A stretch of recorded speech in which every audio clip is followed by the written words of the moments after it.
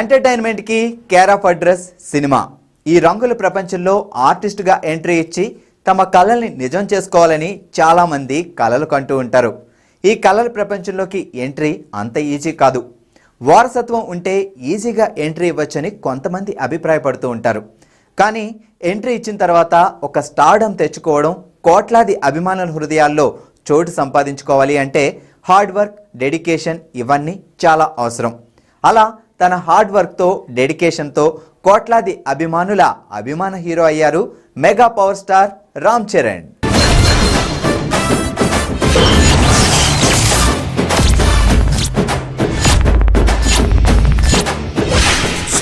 చూపులోడు, violent చేతలోడు, current కండలోడు, చూపులోడు, వైలెంట్ చేతలోడు, కరెంటు కండలోడు, కడక్కు చాయ్ వీడు చీరుతా. He's the Mr. తీస్ మార్కాన్ బచ్చా. అరే దే దలాదన్ తక్ తక్ తుమ్ తామ్ బచ్చా. He's the Mr. తీస్ మార్కాన్ బచ్చా. అడుగేస్తే సీడెడ్ ఆంధ్ర నైజాం బచ్చా. బర్త్డే అంటే పార్టీని సెలబ్రేట్ చేసుకోవడం, ఫ్రెండ్స్ని కలవడం, అభిమానులతో కలిసి కేక్ కట్ చేయడం, ఇంతేనా? కాదు, ఇంకా చాలా ఉంది. నా పుట్టినరోజుకి ఒక మంచి పని చేయాలని, ఆ పని వల్ల నలుగురికి ఉపయోగం కావాలని, రక్తదానంతో ఎంతోమంది జీవితాలలో వెలుగు నింపాలని ఈ సంవత్సరం mega power star Ram Charan పుట్టినరోజు సందర్భంగా ఇప్పటి వరకు కానీ విని ఎరుగని రీతిలో బిగ్గెస్ట్ మెగా బ్లడ్ డొనేషన్ క్యాంప్ని నిర్వహిస్తున్నారు.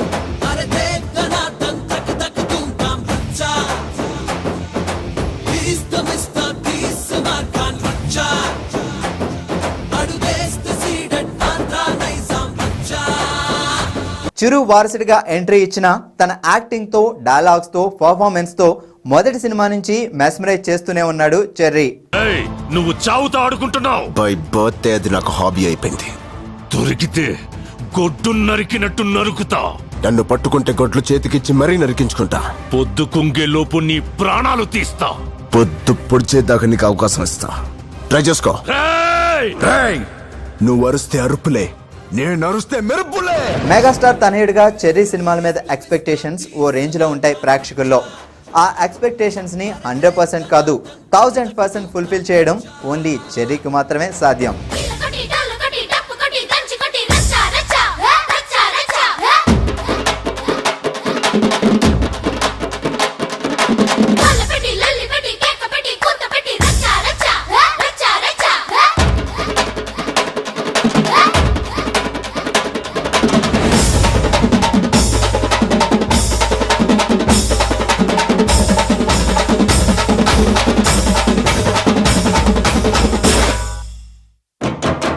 హీరో అంటే రొమాంటిక్ సన్నివేశాల్లో కూడా చాలా రొమాంటిక్గా కనిపించాలి. లవ్ సీన్స్లో చాలా ఫీల్తో యాక్ట్ చేయాలి. ఇవన్నీ కరెక్ట్గా పండాలి అంటే అమ్మాయిలతో కెమిస్ట్రీ చాలా బాగా వర్కౌట్ అవ్వాలి.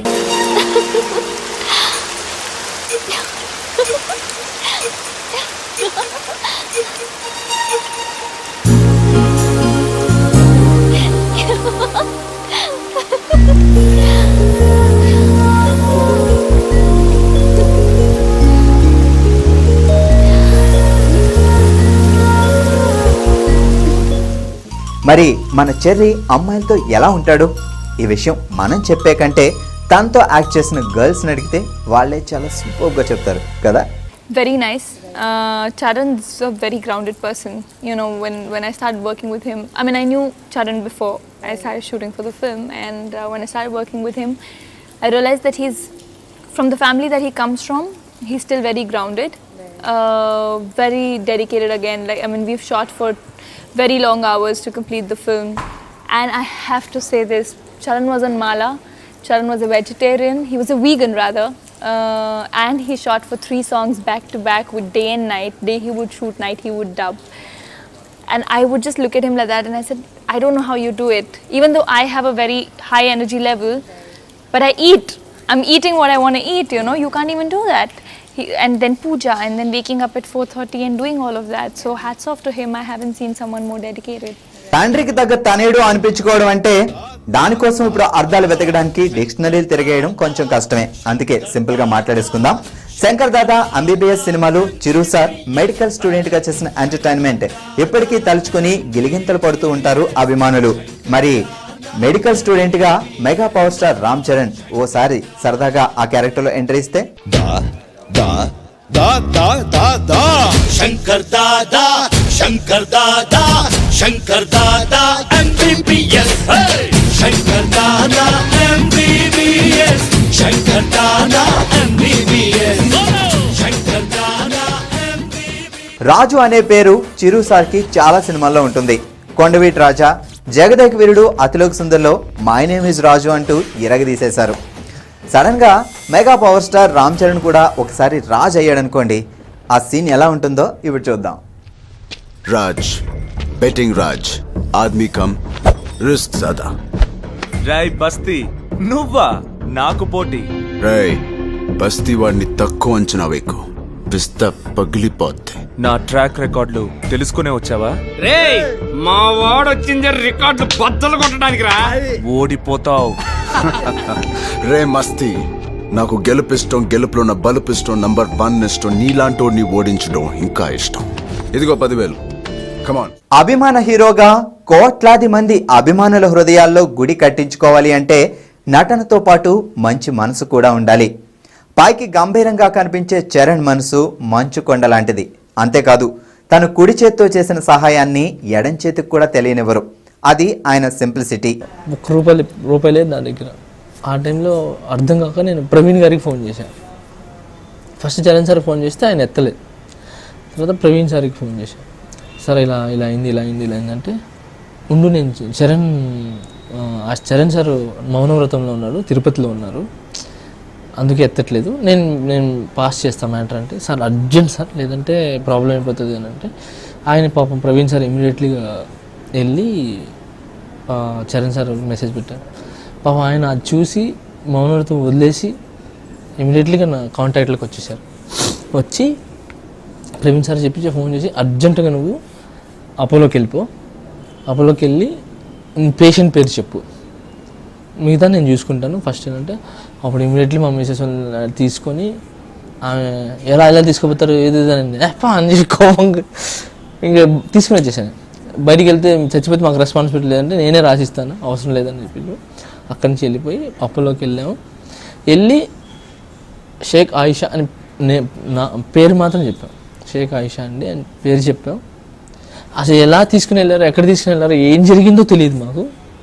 మొత్తం హై లెవెల్లో బాగా ట్రీట్మెంట్ జరిగింది. అక్కడి నుంచి లోపలికి వెళ్ళిపోయింది. అక్కడి నుంచి మొత్తం టోటల్గా వెళ్ళిపోయి మా నార్మల్ డెలివరీకి ట్రై చేశారు. తర్వాత అది కుదరగా నాకు చెప్పాను, సార్ మీకు పాప కావాలా బాబు కావాలా, పెద్ద ప్రాణం కావాలి చిన్న ప్రాణం కావాలంటే, నేను ఇద్దరు కావాలండి అని చెప్పాను. ఇద్దరు కుదరదు ఒకరు కోరుకోండి అంటే, నేను కోరుకోలేను, అలాగే నా వల్ల కాదు అంటే, లేదు ఒకరినే కోరుకోండి అన్నాడు.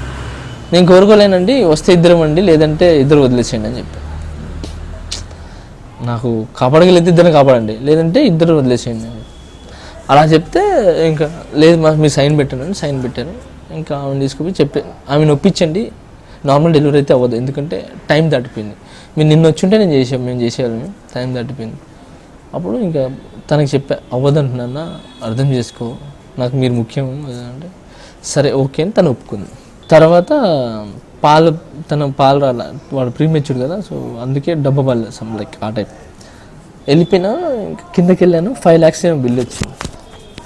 నాకు డబ్బులు ఏం చేయాలో అర్థం అట్లా.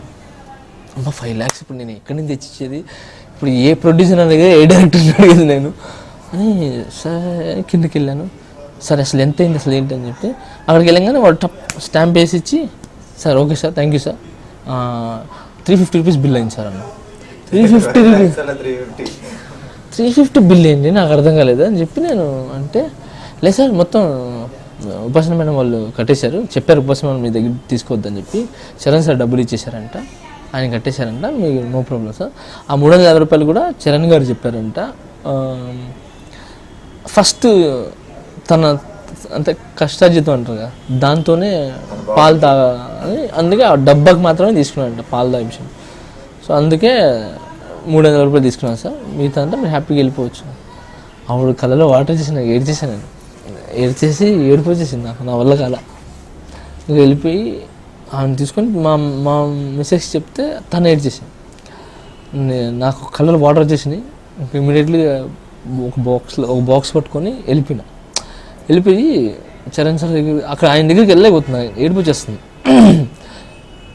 ఇంక వెళ్ళంగానే ఆయన రారట అన్నాడు. రాగానే వెళ్ళంగానే ఫస్ట్ తిట్టి బుద్ధుందా నీకు, బుద్ధుందా మీకు, నేను చచ్చిపోయినా అనుకో, మేము అందరూ లేవనుకున్నాం ఏంటి, పని చేసుకొని వదిలేసే క్యారెక్టర్ కాదురా మాది. ఓకే, ఒకసారి చేయించామంటే చచ్చిపోయేదాకా చేయబట్టుకుంటాం.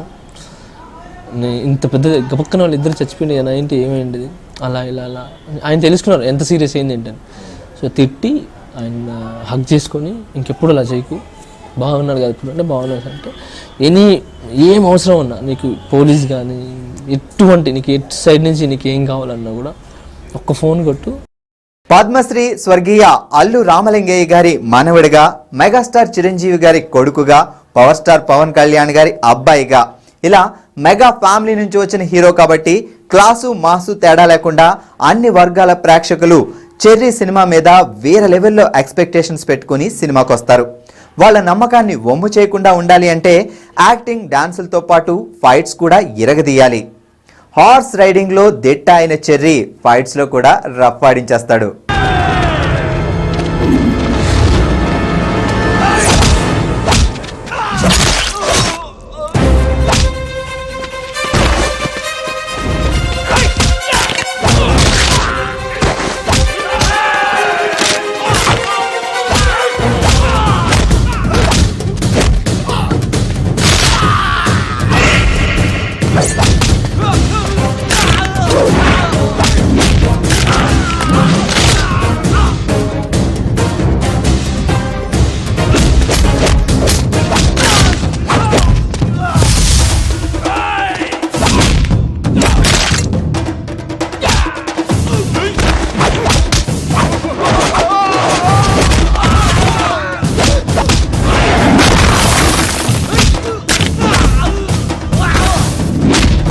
సినిమా అంటే ఒక విందు భోజనం లాంటిది. అన్ని సమపాళల్లో కుదిరితేనే ఆ భోజనం పుష్టిగా ఉంటుంది. సినిమాల్లో ఆడియన్స్ ఎదురు చూసే మరో అంశం కామెడీ. ఒకప్పుడు కామెడీ కోసం స్పెషల్గా కామెడియన్స్ ఉండేవారు, కానీ ఇప్పుడు మన హీరోలే కామెడీని కూడా పండించేస్తున్నారు. ఆ విషయంలో కూడా చెర్రీ తక్కువేం కాదు. దీన్ని బట్టి నీకు ఏమర్థమైంది కాకా? మనం వెళ్ళాల్సింది డైరెక్ట్ అటాక్ కాదు, indirect attack. Please try to understand me, నీ కాళ్ళు పట్టుకుంటా. పిచ్చా నీకు? Yes, I am crazy about you. ఏయ్, నువ్వు ఒప్పుకుంటే మరో చరిత్ర, లేదంటే రక్త చరిత్ర. ఏంట్రా బాగుతున్నావు? ఒక అమ్మాయి ఒప్పుకోకపోతే రక్త చరిత్ర. అసలు కాలేజ్ అంటే సరస్వతి దేవాలయం రా. బాసర్ లాంటి ప్లేస్ లో ఓ భారత నారిని ప్రేమించమని వేధిస్తావా? నీ నువ్వెవరన్నా? అన్న నీకు కాదురా, నా చెల్లమ్మకి. హే గాంధీజీ, బాపూజీ, ఏంటయ్యా ఈ దారుణం? కాలేజ్ లో అమ్మాయిని చదువుకోలేని పరిస్థితికి తీసుకొచ్చి యదవలో. అసలు ఏంటండి ఇది? సారీ అమ్మా, వీడిని కొట్టపోయి నా తమ్ముని కొట్టాను. ఇట్రారా, దగ్గర తీసుకుంటాం. కందుకూరి వీరేశ్వరంగా ఏం చెప్పాడు రా? గుడివాడ అప్పాడో ఏం చెప్పాడు? గుడివాడ కదరా, గురచాడు. అరే అన్న ఫ్లోలో ఉన్నాడు, నువ్వు అలా నువ్వు చెప్పా. ఏం చెప్పాడు? ఇలా ఈ టీజింగ్ చేసే వాళ్ళని కొట్టమన్నాడు. అసలు కాలేజ్ ఎంత తమాషా చూస్తున్నారా? యూత్ అంటే బీర్ కొట్టడం కాదు, ఇలాంటి నీచ్ కమ్యూనిటీ కుత్తెగాల్ని కూడా కొట్టాలి. పట్టుకోరా. ఏంట్రా, అమ్మాయిలు ప్రేమించకపోతే మొహం మీద యాసిడ్ పోసేస్తారా? క్లాస్ రూమ్ లో గొంతులు కోసేస్తారా? లేకపోతే బిల్డింగ్ పైన తోసేస్తారా?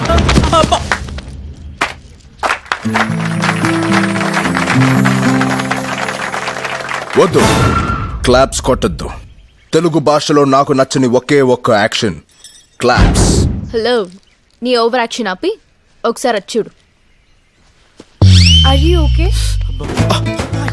మీరిద్దరూ కలిసిపోయారా? ఇప్పుడు కలవడం ఏంటి? వాడు ఫస్ట్ ఇయర్ లోనే కలిసిపోయారు. వాళ్ళిద్దరూ మా కాలేజ్ లోనే బెస్ట్ లవర్స్. అవునా?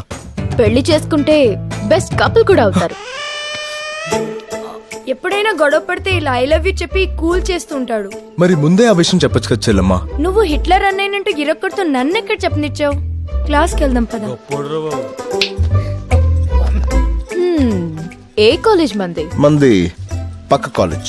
సన్నివేశం చూసి కొంచెం స్పందించడానికి వచ్చా. ఎక్కువ స్పందించుకో, సీన్ రివర్స్ అయిపోద్ది. ఉద్యోగస్తులు, వ్యాపారస్తులు ఉదయం లేవగానే తమ తమ డ్యూటీలకి ఎలా వెళ్తుంటారో సినిమా వాళ్ళు కూడా అంతే.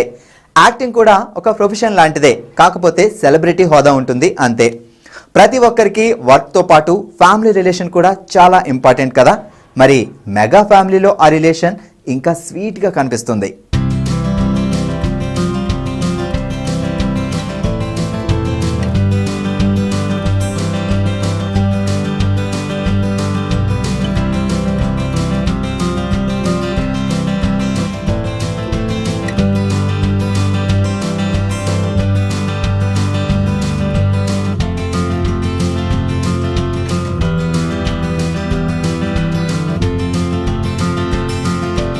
విలన్స్ తో డి అంటే డిఎన్ఏలా తలపడి ఫైట్స్ లో బీభత్సాన్ని సృష్టించే మన హీరోలు రొమాంటిక్ సన్నివేశాల్లో, సాంగ్స్ లో హీరోయిన్స్ తో రొమాన్స్ కూడా ఆ రేంజ్ లోనే ఇరగదీస్తారు.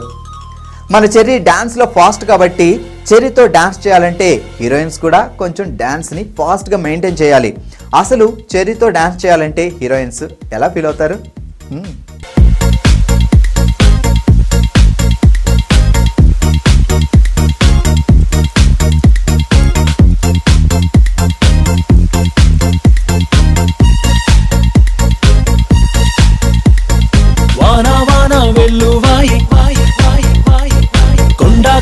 తుళ్ళిపోయి చెలియ చూపులే చిలిపి జల్లులై మేను తాకగా ఏదో ఏదో ఏదో hi. Dance levels? Charan's a fantastic dancer, I don't have to say that. And every time I saw him do a step, I was like, huh? Where are the bones in your body, man? Where exactly does this figure out? Naki step ledu kada? Okay, okay, then I'll do it. So I rehearsed, and I hope people, when they see it, they feel that I've been able to manage with him. Even if they say, I don't want a response like, "Ba chesindi." Even if they say, "Baana chesindi," I'll be happy. Okay, మరి mega power star Ram Charan పుట్టినరోజు సందర్భంగా తలపెట్టిన mega blood donation camp super success కావాలని కోరుకుంటూ మరొకసారి I dream తరపున mega power star Ram Charan కి wish you many more happy returns.